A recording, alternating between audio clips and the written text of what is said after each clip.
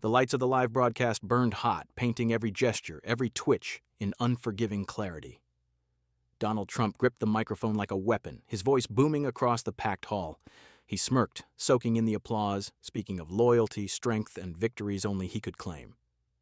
And then Jasmine Crockett rose. She didn't wait for permission. Her chair scraped against the stage floor, cutting through the noise like steel on stone. The audience shifted, sensing rupture, the sudden shift of gravity toward her. Her tone, sharp and deliberate, sliced into the air. "Mr. Trump," she began, her words amplified instantly by the same microphone system that carried his, "the people deserve to know about the affairs you have kept hidden, affairs that have nothing to do with politics and everything to do with deception." The room froze. Cameras swiveled. Applause curdled into gasps. Trump blinked hard, his smile faltering for the first time that night. "Excuse me?" he barked, trying to laugh it off. "Fake news. Always fake news." He turned to the audience, gesturing wildly. "She's grandstanding, folks, nothing to see." But Crockett pressed forward, eyes locked on him, her voice relentless. "This isn't rumor. This is documented. Your hidden affairs are no longer safe in shadows." A ripple ran through the crowd, half shock, half anticipation. Phones rose into the air, live stream icons flickering red as the confrontation spilled raw into millions of feeds. Trump's grip on the microphone tightened until his knuckles turned white. His jaw clenched. He spoke again, louder, harsher, as if volume could smother the truth. "She's lying! It's a disgrace!" But Crockett didn't move, her presence ironclad, her words hanging over the hall like a guillotine suspended, waiting to fall. The atmosphere thickened. The live stage transformed into a battlefield. The duel had begun, and the nation was already watching every second. The silence stretched taut, a fragile thread ready to snap. Jasmine Crockett let it breathe for only a moment before she struck. With a measured hand, she pulled a stack of papers from her folder, pages bristling with highlighted lines and annotated margins. The stage lights glared against the polished surface, every word gleaming like a blade. "These," she announced, holding them aloft, "are records. Transcripts, wire transfers, and sworn statements, detailing hidden affairs Mr. Trump has denied for years." Her voice didn't shake. It cut. The audience erupted. Gasps cascaded from the front row to the rafters, followed by shouts and frantic murmurs. Some supporters shook their heads furiously, chanting, "Fake news!" But the rest stared wide-eyed, phones raised, desperate to capture the moment. The tension thickened until it weighed like iron chains around every neck. Trump jerked forward, face flushed crimson, his lips curled into a sneer. He pointed his finger at Crockett like a dagger. "Lies! All of it lies. There's nothing there. You people know it. Total hoax! She's playing you!" Crockett didn't even glance at him. She flipped to the first page, reading aloud. "December 2021. Confidential meeting at the Mayfair Hotel. Payments authorized, cover names used, and here, signed by intermediaries tied directly to your organization." The hall exploded with noise. Journalists leapt from their seats, snapping pictures of the document as Crockett turned it toward the cameras. One reporter shouted, "Can we confirm this signature?" Another barked into a phone, "Get this on the wire now. This is it. This is the story." Trump tried to bulldoze the moment. He stormed across the stage, waving his arms. "Don't believe a word of this garbage. She's a fraud, folks. She's working for my enemies. This is a setup, a total setup." But his voice cracked, a fissure running through the armor. His fists shook, and the mic trembled in his hand. The audience saw it. The cameras saw it. America saw it. Crockett didn't need volume to dominate. She raised her eyes, her voice steady as steel.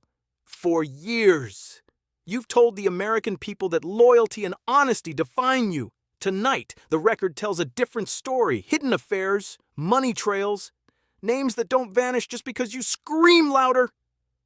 The judge overseeing the forum slammed his gavel, calling for order, but his command drowned beneath the roar of voices. Some cheered her on, others shouted in disbelief. The hall split down the middle, torn open by revelation. And then, the climax. Crockett dropped a final line that punched through the noise. "The truth is not partisan, Mr. Trump. It is documented, and tonight, the people will hear it whether you like it or not. A reporter's camera light flared, freezing the scene in stark brilliance. Trump, red-faced and raging, Crockett, unflinching and resolute. It was the picture that would go viral within seconds. The moment Crockett's words struck the air, the world outside the hall shifted. It didn't take hours or even minutes. Within seconds, the footage was everywhere. A college student in the third row had streamed the exchange straight to TikTok, where the clip exploded past 10,000 views before Trump even finished his sentence. On Twitter, hashtags lit up like wildfire. Hidden affairs, Sriracha, Crockett exposes Trump, Sriracha, Trump meltdown. Commentators scrambled to weigh in, their takes pouring faster than newsrooms could refresh feeds. Anchors interrupted regular programming, their faces tense, voices sharp. Breaking now. Live footage shows Jasmine Crockett confronting Donald Trump over alleged hidden affairs. We have the tape. The clip spread like a virus. It didn't matter the network, the ideology, the side. Fox replayed it with commentary aimed at defending Trump.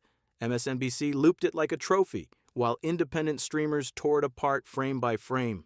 The visual alone, Trump's face red with fury, Crockett standing cool and immovable, was worth 1,000 words.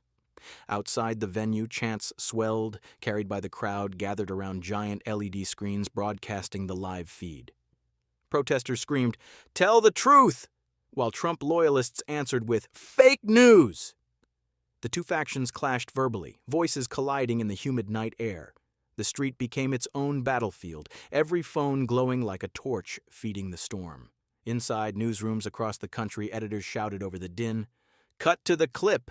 Loop the confrontation, push it to every platform!" Producers scrambled, cutting highlights, captions flashing across screens. Live humiliation. Truth revealed, Crockett strikes. Even late-night hosts couldn't resist. Within the hour, monologues were rewritten. One comedian quipped, "Trump lost control on stage faster than a Wi-Fi signal in a basement." The audience roared. But behind the laughter was the hum of something far more dangerous, a narrative cementing itself in real time.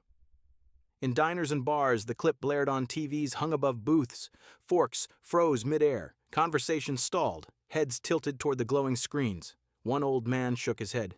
"I voted for him once, but this feels different." His words hung heavy, echoed by murmurs that spread like cracks in stone. And then came the moment Trump's team feared most. The raw, unedited video hit YouTube. No spin, no commentary, just Crockett's steady voice and Trump's flailing reaction.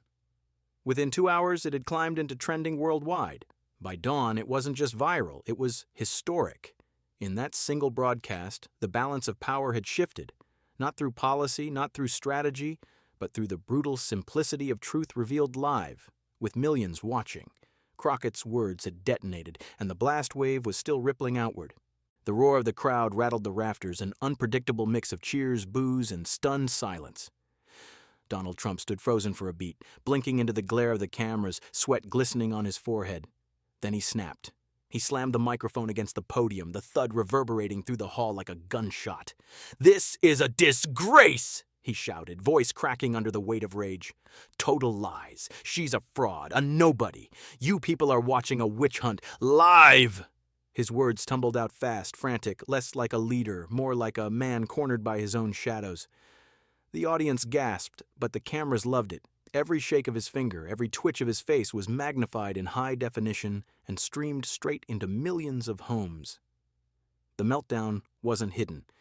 It was broadcast in real time, uncensored and raw. Jasmine Crockett stood still, her expression unreadable, her silence more powerful than 1,000 rebuttals. Her stillness contrasted perfectly with his chaos, making him look smaller with every outburst. The crowd noticed. The viewers noticed. The world noticed. Trump tried again, voice hoarse. "You people don't get it. This is fake. She's making it up. I've done nothing wrong." He turned to the audience, almost pleading now. "You know me. You know the truth." But the applause he expected never came, only the sound of shuffling feet and murmurs rolling like a tide. Then came the breaking point. A heckler's voice pierced the air from the balcony. "Show us the papers, Donald!" Laughter rippled through the crowd. Trump spun toward the sound, face twisted with fury. "Sit down!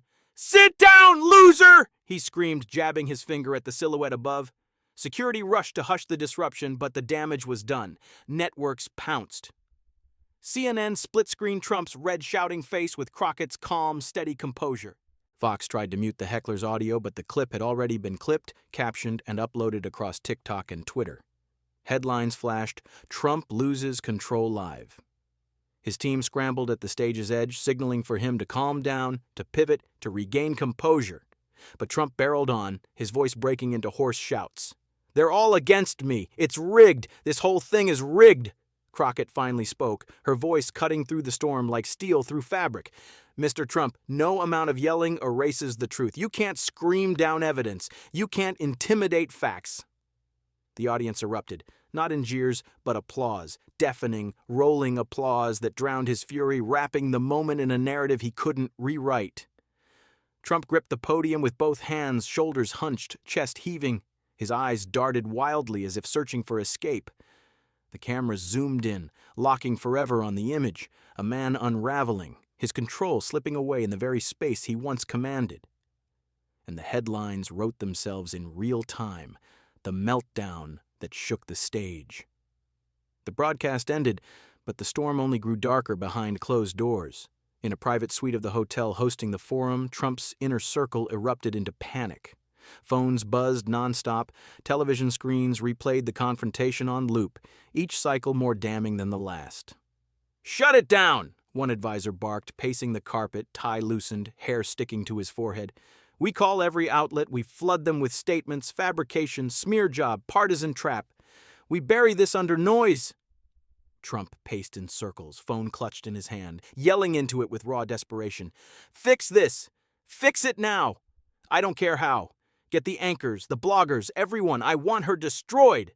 His voice cracked, desperation breaking through bravado. Across town, Jasmine Crockett sat in a cramped campaign office lit by the glow of laptops. Her team huddled around her, their faces a mix of exhaustion and fire. Notifications poured in by the second, hashtags trending, donations spiking, volunteers flooding their inbox. The people weren't retreating. They were rallying. And then came the call, a blocked number, the voice on the other end cold and deliberate. "Congresswoman Crockett, you don't know who you're up against. If you value your career, if you value your safety, you'll back down. Tonight. Or there will be consequences." Her allies leaned in, eyes fixed on her. She held the phone away from her ear for a moment, then answered clearly, "The only consequence is truth, and I'm not backing down." She hung up, tossing the phone onto the table like it was nothing more than scrap metal. The room erupted in cheers, fists pounding the desks. Meanwhile, Trump's camp scrambled. Lawyers were pulled into midnight meetings, flipping through binders, searching for loopholes, counterclaims, anything to discredit the evidence. Donors called in fury, threatening to cut ties unless damage was contained. Staffers whispered of collapse, of an empire unraveling faster than they could patch. Back at Crockett's office, another call came in, this time from an unexpected ally.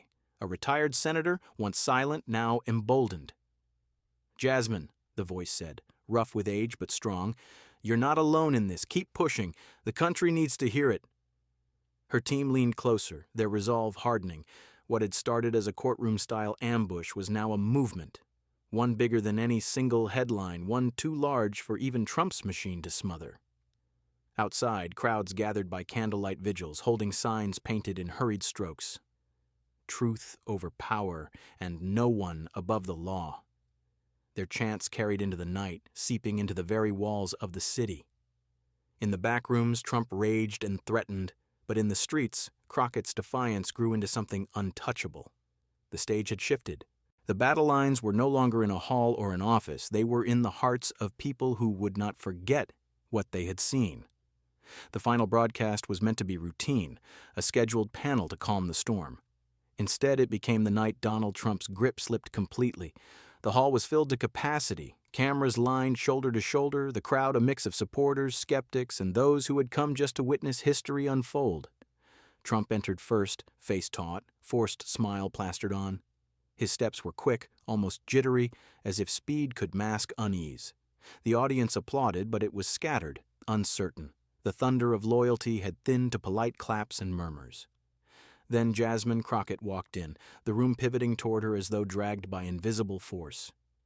She carried nothing but a slim binder, but the weight of expectation pressed heavier than iron. The moderator barely had time to open the session when Crockett seized the moment. "Mr. Trump," she said, her voice ringing clear through the microphones, "you have called this a hoax, a fabrication, a witch hunt. Tonight let's put that to rest." She opened the binder. Projectors flickered to life, splashing images across giant screens, documents, signatures, receipts, testimonies. Line after line, piece after piece, all linked, all verifiable. The audience gasped, then roared. Reporters scrambled, cameras zoomed, phones lifted, and in the middle of it all, Trump's jaw slackened, his hands fumbling on the podium. He stammered, "It's fake, all fake."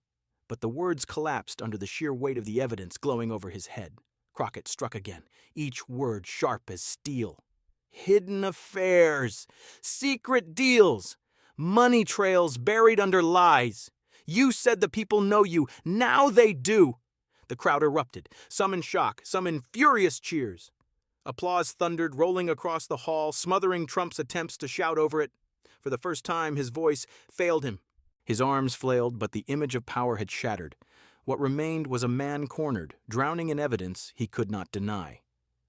The moderator, pale and sweating, called for order, but the event had spun beyond control. The hashtags already pulsed across the internet. Jack Trump exposed live. Final blow, Jack Crockett wins. Networks broke into coverage with urgent banners. Historic live confrontation. And then came the silence. Trump, red-faced, chest-heaving, slumped behind the podium. He muttered something into the microphone, too garbled to catch. His team motioned desperately from the wings, begging him to leave the stage, but he didn't move. He just stood, broken frame locked under lights that showed everything. Crockett closed her binder calmly, turned toward the crowd, and delivered the line that would be etched into headlines, memes, and history books alike. "The truth isn't partisan. The truth is public, and tonight, the people saw it live." The hall shook with applause. The broadcast ended on that shot, Crockett steady, resolute, the binder under her arm like a weapon she no longer needed, while Trump lingered behind her, silent, diminished, humiliated before a nation. By morning, the fallout was unstoppable. Newsstands screamed with his downfall. Talk shows replayed the clip on endless loop. Editorials declared the moment as the unraveling. Donations poured into Crockett's campaign at record speed while Trump's allies fractured, some distancing themselves, others doubling down with hollow defenses. And in homes across America, people whispered the same thing. They had watched a titan fall live, undone not by an army or an election, but by a single voice refusing to be silenced.